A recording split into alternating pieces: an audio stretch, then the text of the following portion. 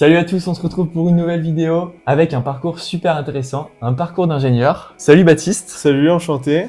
Pour la petite histoire, Baptiste, on se connaît grâce à des amis, puis on a fait du sport ensemble, Ouais, c'est ça. du vélo Du en vélo, l'occurrence. Je me suis dit que ça serait intéressant de vous raconter son parcours. Est-ce que Baptiste, en quelques mots, tu pourrais te présenter, dire ton âge, d'où tu viens et ce que tu fais comme études Très bien. maintenant? C'est Baptiste Tuvel. Je suis étudiant en école d'ingénieur à l'ECE Paris, spécialisé en défense et technologie. Je suis originaire du coin, de Vichy. J'ai fait un parcours de sport-études dans le rugby et puis j'ai enchaîné avec les études d'ingénieur sur Lyon, puis maintenant sur Paris. Donc il va y avoir de la valeur qui va être apportée, que j'aime bien dire sur mes vidéos. C'est un beau parcours, tu nous as parlé du sport-études, d'une prépa intégrée. Tu nous parleras aussi de ton école d'ingénieur. On va retracer un peu tout ça, savoir comment t'en es arrivé là, pourquoi aussi t'as fait ces choix. Si vous ne me connaissez pas et que vous tombez sur la vidéo, je m'appelle Thomas, je suis étudiant, je suis en école d'ingénieur et je fais des vidéos sur les études, l'orientation. Je propose des interviews comme Baptiste qui est étudiant en école d'ingénieur. Donc n'hésitez pas à vous abonner et à mettre un like. Est-ce que du coup tu pourrais nous dire un peu quel type d'élève t'étais au lycée? Est-ce que t'étais au sérieux? Comment ça se passait? Alors déjà, il faut savoir que moi j'étais à l'internat. Et oui, voilà, c'est vrai que t'étais en sport-études, c'est ça. peut-être commencer par là. Parce que du coup ça joue pas mal sur ma concentration à l'école quand t'es avec les copains avec qui tu dors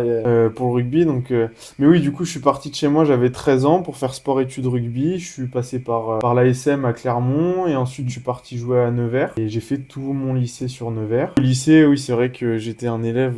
alors j'avais des facilités à l'école, donc c'est vrai que je travaillais pas beaucoup à côté des cours. Puis j'étais quand même assez dissipé en classe avec mes copains du rugby et d'internat. Un petit mot du coup sur tes spécialités et tes notes. Est-ce que tu te souviens tes notes du bac? Déjà, il y a un point qui est très important, c'est que j'étais en lycée agricole. J'ai un parcours vraiment très atypique. J'étais en lycée agricole, donc j'ai fait seconde générale dans un lycée agricole. Première, j'avais la réforme du bac, donc j'avais spé maths, physique et bio. Et en terminale, j'ai gardé maths et physique. Et sauf que mon lycée n'avait pas de combinaison maths-physique. Du coup, j'ai dû faire physique avec le CNED pour pouvoir rester à l'internat et au sport-études. Passer les concours pour rentrer en école d'ingénieur. Et puis voilà. Tu viens de tes notes au lycée, globalement, moyenne générale? J'ai eu le bac avec 15,5 de moyenne. Je vais tourner entre 17 et 18 en maths physique. Mais du coup, c'était un niveau lycée agricole, donc c'était comparé à des lycées privés ou alors des gros lycées publics, c'est vrai qu'on avait des grosses différences de niveau. Et je l'ai vu notamment en arrivant en école d'ingé, en prépa intégrée. J'étais à la ramasse complet comparé aux autres. Mais avec du travail, ça m'a pas empêché de refaire mon retard. Avant de passer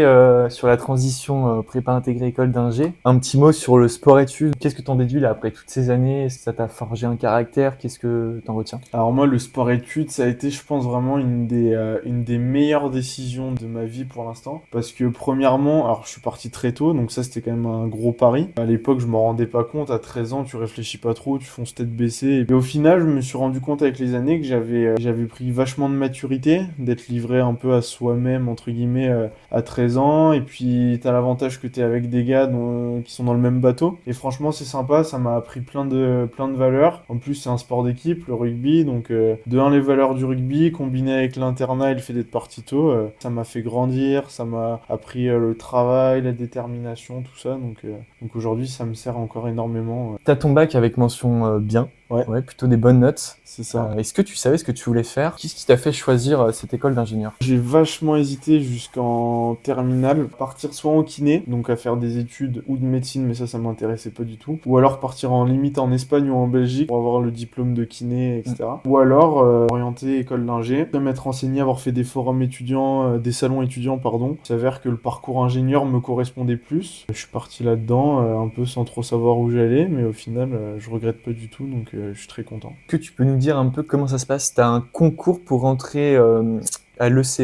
Ouais, c'est ça. Donc en fait, aujourd'hui, quand t'es en terminale et que tu veux faire une école d'ingénieur, t'as deux options. Ou tu fais prépa intégrée, ou tu fais prépa classique. Prépa intégrée, ça veut dire que tu intègres directement une école d'ingénieur post-bac et tu fais tes 2 années de prépa dans l'école. Ou alors, tu fais prépa classique et du coup, t'as un concours à la fin des 2 années pour choisir ton école. L'avantage de faire prépa classique, c'est que t'as accès aux plus grandes écoles de France. L'inconvénient, c'est que c'est une charge de travail qui est colossale. Sur des prépas intégrées, t'as une charge de travail qui est quand même assez moindre, moindre par rapport à une prépa classique, mais t'es déjà plus orienté sur que fait ton école, etc. Donc moi je sais que ça me correspondait plus, je me voyais pas du tout faire prépa. Et donc le CE fait partie du concours Avenir. Le concours Avenir comprend, je crois, une trentaine d'écoles, quelque chose comme ça. Et donc j'ai postulé à ce concours Avenir, il y a une étude de dossier au préalable, et ensuite j'ai eu la chance d'être grand classé, c'est-à-dire que j'ai pas eu à faire les concours, j'étais déjà pris partout. Sinon il faut passer par l'étape du concours, et les écoles ensuite t'acceptent ou non en fonction de tes résultats au concours. Ok, donc là, du coup, tu as accepté à Lyon, où tu vas faire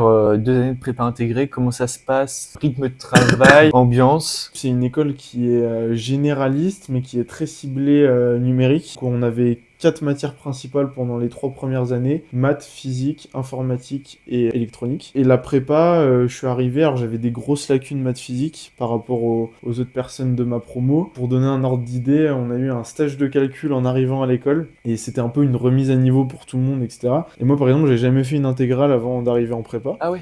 Et j'ai pris 1,5 au stage de calcul. Et donc après, là, j'ai compris qu'il fallait que je me remette à niveau pour de vrai et que je me focalise pas que sur l'intégration étudiante de mon école. Donc j'ai dû travailler un peu pour me remettre à jour. Et puis au final, ça l'a très bien fait. Je pense qu'il faut vraiment pas avoir peur en fonction du lycée d'où tu viens, de t'empêcher de postuler quelque part. Je trouve ça dommage. Aujourd'hui, peu importe d'où tu viens, si tu travailles, tu peux atteindre n'importe quelle école en France, peu importe le domaine. Ouais, comme je dis sur ma chaîne, il faut pas se fermer les portes, il faut y aller, il faut Ah ouais, tenter. complètement.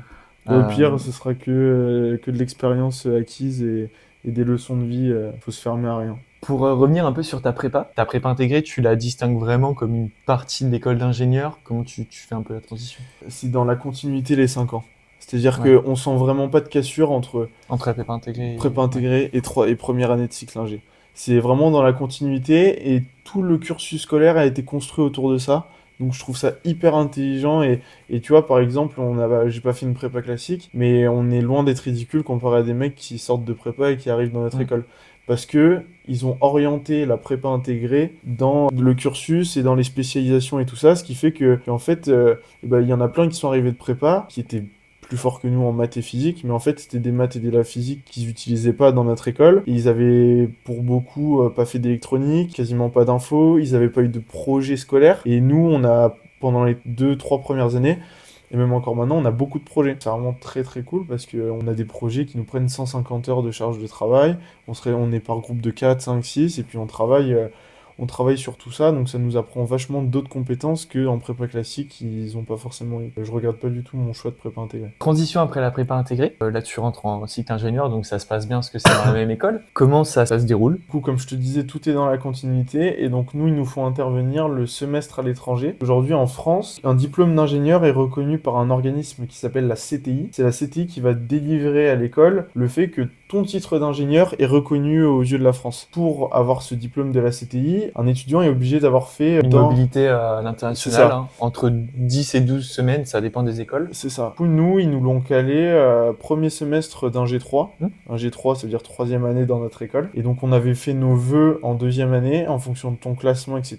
Il t'était attribué une destination. Je suis parti à Malte pendant 5 mois, premier semestre de la 3e année.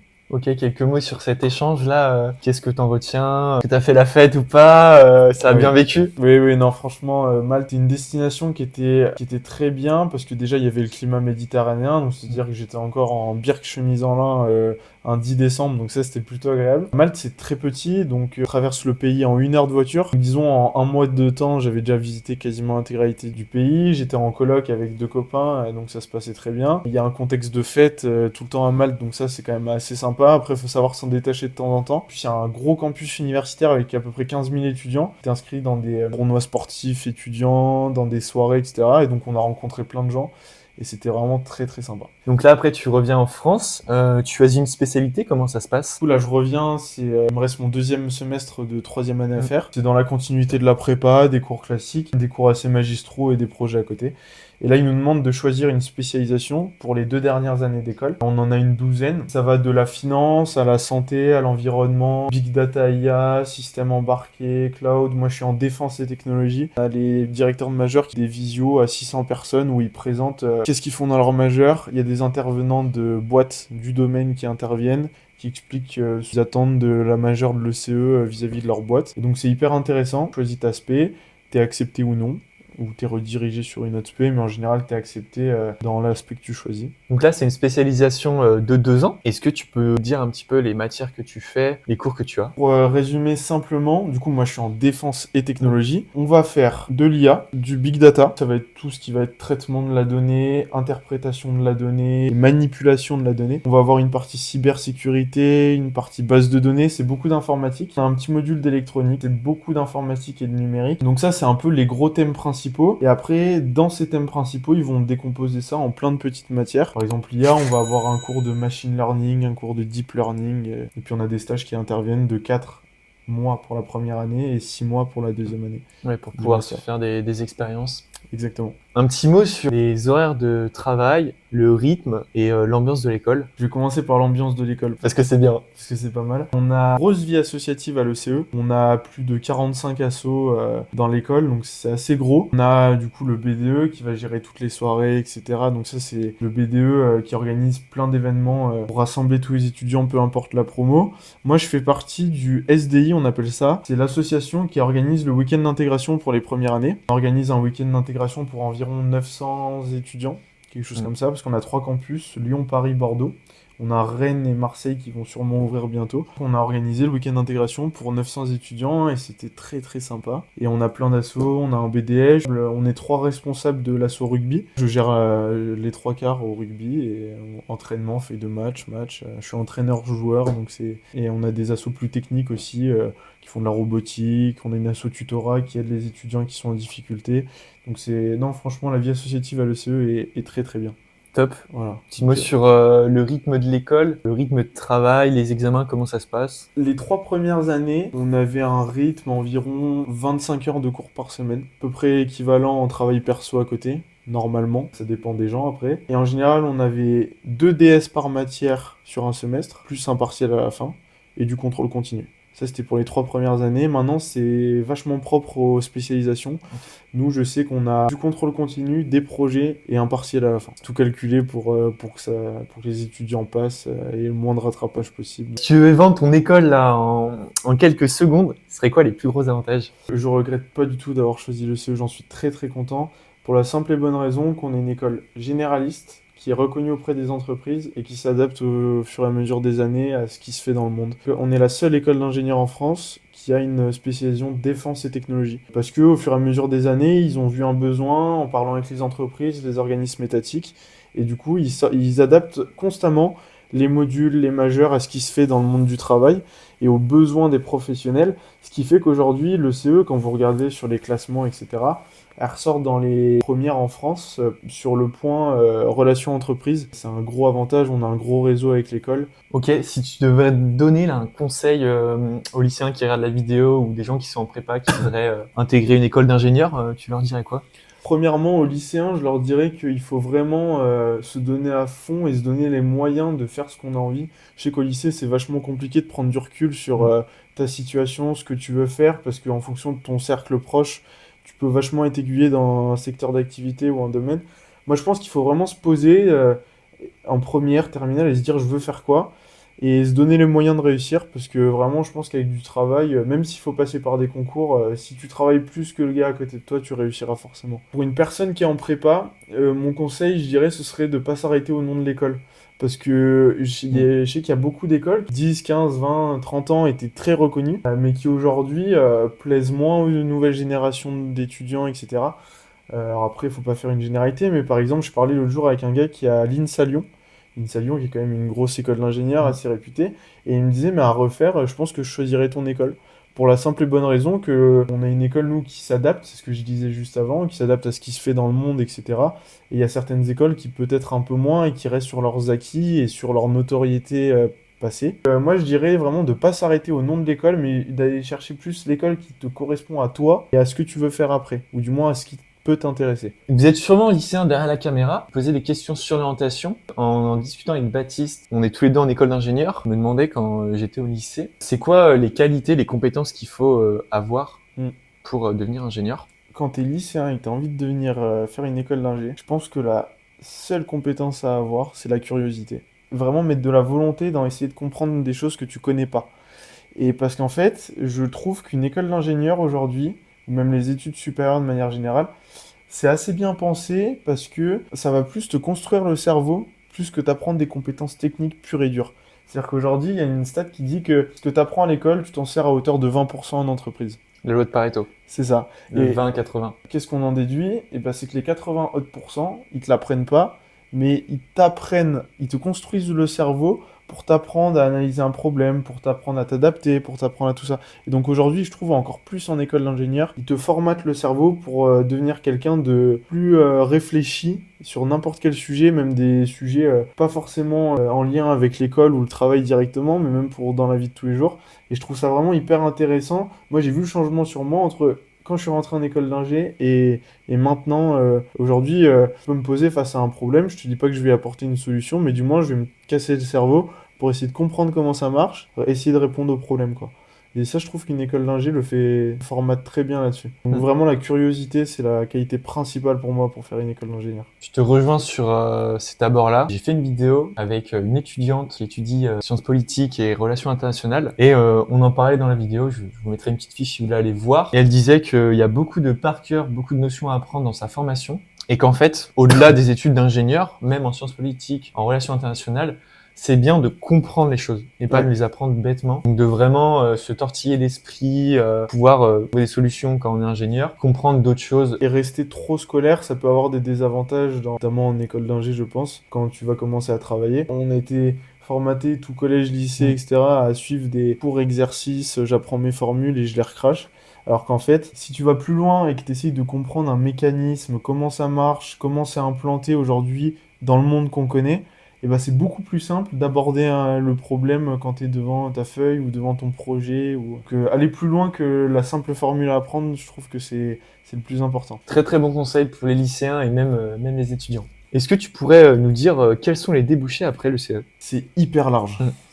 Ouais. C'est même impossible à lire. Je vais pas pouvoir vous sortir une liste très précise de débouchés. Ouais, on vous renvoie au site de l'école. C'est ça. Non, mais déjà, il y a 12 SP Ouais. ou 10 SP, je sais plus, dans des secteurs d'activité hyper différents. J'ai ma coloc qui est en santé, l'autre qui est en finance, ma copine, elle est en environnement. Donc déjà, et moi qui suis en défense, donc déjà avec ces 4 secteurs d'activité, Tu peux aller partout. les métiers sont hyper différents, quoi. Faut plus voir dans le sens là. Est-ce que j'ai envie d'être chef de projet ou de faire du technique dans mon domaine? C'est ça, du management, d'avoir une palette technico-commerciale. Donc c'est plus comme ça qu'il faut l'aborder, je pense, dans un premier temps, plutôt que le déboucher en tant que tel. Ok, une info en plus. Est-ce que tu sais quel est le salaire moyen à la sortie de l'école? À l'ECE, on a une moyenne, je crois, qui est aux alentours de entre 38 et 45 000 euros annuels, qui est très très très correct pour un premier salaire d'ingénieur. Après, ça dépend vachement aussi de ton secteur d'activité, si tu bosses dans le public ou dans le privé. Est-ce que tu aurais une anecdote à nous raconter ou un moment qui t'a marqué durant un stage, ton séjour en Erasmus ou en cours? Alors, une anecdote cool, j'ai fait mon stage de deuxième année à l'AIA de Clermont-Ferrand. C'est un atelier aéronautique de maintenance militaire. Et donc, il y a tous les aéronefs qui passent par l'AIA pour leur maintenance. Et à Clermont, c'est une grosse base. Et donc, t'as des Rafales, t'as la 400M, t'as des hélicoptères Tigre et tout. Et moi, j'étais sur hélicoptère Tigre. À travers mon école, j'ai pu accéder à ce stage. Et à travers ce stage, j'ai pu accéder à hélicoptère Tigre, à visiter tous les aéronefs de cette base. Et franchement, c'était exceptionnel. J'ai pu tester le casque des pilotes, jouer avec le canon. Enfin, c'était génial. Donc, ça me fait penser au passage. Je pense que les stages, faut vraiment bien les choisir, s'y prendre à l'avance et vraiment trouver des trucs qui nous plaisent et qui ont un réel intérêt derrière. C'est vraiment hyper formateur et on s'en rend peut-être pas compte, mais quand t'arrives en entretien et que tu dis j'ai fait ça, et bah le mec va plus te porter d'intérêt que si t'as prêté aucune attention à ton stage, quoi. Pour finir la vidéo, Baptiste, est-ce que tu aurais un dernier mot à nous dire? Je suis qu'un simple étudiant, mais de mon expérience, je trouve qu'il y a quelque chose qui est hyper important, c'est le culot. Je vais m'expliquer, c'est dans le sens, pas avoir peur d'aller voir des personnes qu'on ne connaît pas, même sans savoir qui ils sont, parce qu'aujourd'hui, il faut vraiment voir de la richesse dans le fait de parler à n'importe quel profil de personne, je trouve. Vraiment se forcer à sortir de sa zone de confort et se forcer à parler à des gens qui sont même pas dans ton secteur d'activité, ou pas dans les mêmes études, ou des profils hyper différents, qui ont 30 ans de plus que toi, qui en ont peut-être des fois 5 de moins aussi. C'est hyper intéressant. Et vraiment avoir le culot d'aller voir des gens et de leur parler et de demander conseil. Faut pas avoir peur de demander de l'aide. Et voilà, avoir ce courage de dire je suis curieux, j'ai envie d'apprendre. Donc je vais aller parler aux gens. Et dans un contexte scolaire, là je vois, j'ai fait un hackathon très récemment. Dans les grandes lignes, si on s'est retrouvé enfermé 24 heures dans un bâtiment en partenariat avec la DGA, le ministère des Armées, la gendarmerie. et on devait répondre à des problématiques et on était par équipe de 6, on avait 24 heures pour apporter une solution. C'est hyper puissant parce que c'est une démarche volontaire de la part de l'étudiant. Donc c'est-à-dire que les professionnels qui sont là, ils ont en face d'eux que des étudiants motivés et volontaires. Et donc si en plus de ça, tu rajoutes le culot et la curiosité d'aller leur parler, d'amener bien les choses, etc., et bah ça t'ouvre des portes. Et moi, j'ai trouvé mon stage grâce à ça et j'en suis très content. Et ouais, tu construis ton réseau comme ça. J'ai appris pas mal de choses. C'était vraiment un plaisir d'échanger avec toi, donner des très bons conseils, apporter de la valeur. T'as un beau parcours aussi, hein, faut le dire, parce que t'es passé par un sport-études, par une prépa intégrée, et puis t'es dans une très bonne école d'ingénieur. Voilà, moi je l'ai ressenti au cours de la vidéo et des discussions, très passionné par ce que tu fais. Et c'est intéressant de montrer, de partager ton parcours. C'est gentil, merci. Merci Baptiste, je te souhaite une très bonne continuation pour la suite. Merci toi aussi, bon courage. Si vous avez apprécié la vidéo, n'hésitez pas à vous abonner, à mettre un like, ça me fera très plaisir. Je vous dis à vendredi pour une prochaine vidéo. Et n'oubliez pas de garder la banane, c'est super important. Allez, ciao ciao.